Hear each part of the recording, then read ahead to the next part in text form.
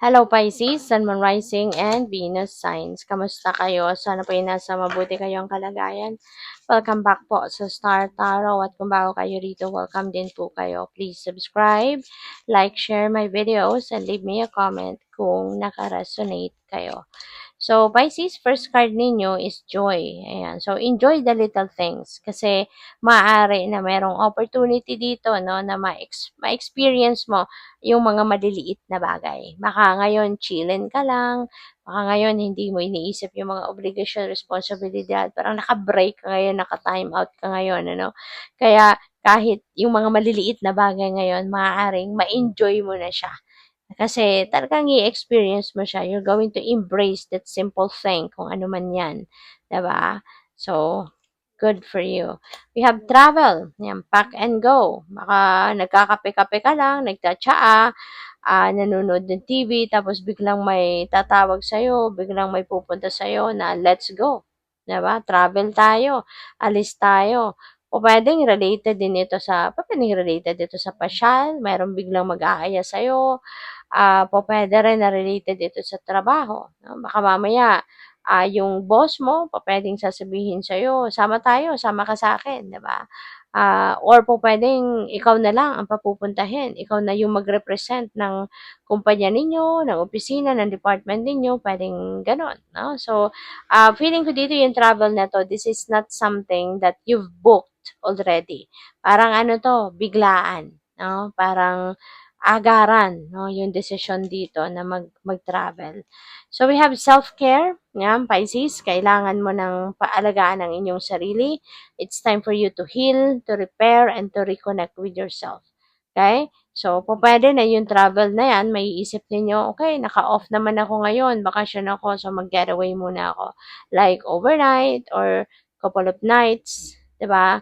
Yung i-spend ninyo somewhere at baka doon kayo magpapahinga. Maaaring yung travel na 'to could be related to pagre-retreat or pupuwedeng gusto mo lang na mag-beach, gusto mo lang na, magmuni-muni somewhere, 'no? So, pupuwedeng gano'n. But regardless, 'no, kung anong gagawin mo, make sure na talagang, makakapag-replenish ka ng lost energy mo, makakapag-rejuvenate and recuperate ka. Kasi maaaring sa ngayon, yun ang kailangang-kailangan ng inyong katawan. So, we have temptation, alluring thoughts and actions. Ayan. So, pupuwedeng merong mga temptations dito. Pupuwedeng temptation ito, related, no, siguro sa mga vices or may temptation dito na kumain kayo ng bawal, 'di ba? Baka merong mga bawal, no, na pagkain sa inyo, bawal na inumin at baka, ay naku, baka parang sarap na sarap tignan, ano, kung ano man nakikita ninyong pagkain or inumin sa ngayon. Kaya, that could be just a few examples, no, na pupuwedeng ma-tempt kayo. So, baka masusubukan dito yung tibay ng dibdib ninyo, ano, yung disiplina sa inyong sarili. Masusubukan 'yan sa ngayon.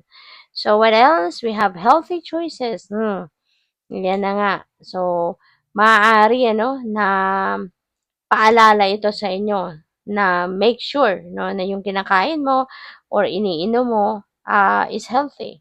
'Di ba? Piliin ninyong maigi, mabuti yung mga nilalagay ninyo sa inyong katawan, yung kinakain ninyo, iniinom ninyo. Kasi baka sa sobrang lagi ninyong busy, pupuwedeng na lang kayo lagi, 'no, sa instant, na lang kayo lagi sa fast food, sa alam mo 'yun, yung mga ano, mga madalian i-prepare or binibili na lang, puwede nang kainin, 'di ba gano'n ba?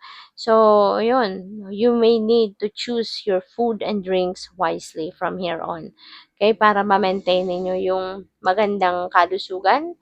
That is one way also of taking care of yourself, 'no, yung i-make sure ninyo na ang kinakain ninyo ay masustansya talaga. So, we have change. Fear is not a good advisor. Alam naman nating lahat 'yan, 'no, na kapag sinunod natin, sumabay tayo sa takot, wala tayong mapupuntahan. Hindi tayo magkakaroon ng progress, hindi tayo aasenso. Kasi ito yung lagi, no? Kung takot ang mamamayanin sa isip at sa puso ninyo, lagi kayong paatras, lagi kayong magiging pababa, 'di ba? Instead na umasenso kayo, instead na mag-thrive kayo, pabalik, no? At puwedeng magkaroon kayo ng puwedeng mapunta kayo sa sa stagnant energy, 'di ba? Kasi yung takot, ito yung laging ano sa inyo, eh, ito yung laging hihila sa'yo pababa or hihila sa'yo pabalik. 'Di ba? Kaya 'wag na nating alagaan ang takot, 'wag nating kampihan ang takot, 'di ba? Transmute that fear into something positive like determination, mag-isip kayo ng positibo, mas mag-isip kayo ng something na may excite kayong gawin, paandarin ninyo yung inyong passion, yung mga gano'n, no? Para na tuluyan na kayong umasenso, tuluyan ng matupad ninyo yung mga pangarap ninyo, something like that. So we have companion and discerning friend. So someone is siguro yung kaibigan mo, this is a good friend of yours na lagi kang sinasamahan. Lagi siyang nandiya para sa'yo. Lagi siyang nakaagapay sa'yo. Lagi siyang nakasuporta sa'yo. So you are very lucky, no, na meron kang ganitong kaibigan na laging tumutulong sa'yo. No? Sometimes, when you need someone to give you advice, maaring siya din ang takbuhan mo, maaring madalas 'no, sinusunod mo din ang advice niya kasi pupuwedeng nakakatulong talaga siya sa'yo, 'no?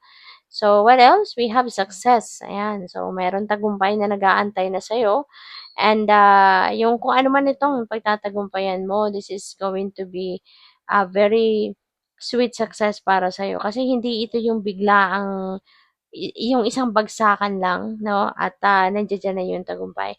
Feeling ko dito you really work so hard for this kaya it's going to be a sweet victory para sa'yo. Kasi pinagtiyagaan mo siya, pinagsikapan mo siya, kaya ang sarap 'no, na nakamit mo na. So we have treasure, protect your energy and space, okay? Kasi baka mamaya may mga negativity 'no, sa inyong paligid tulad ng takot na yan. So, tanggalin mo na yan. Kasi hindi yan makakatulong sa'yo. Makakasira lang yan ang diskarte mo sa buhay. So, protect your energy and space. Alagaan mo yung inyong peace. You know, wag mong hayaan na basagin ng ibang tao yung inyong peace, yung inyong tranquility and serenity na nararanasan. 'Di ba?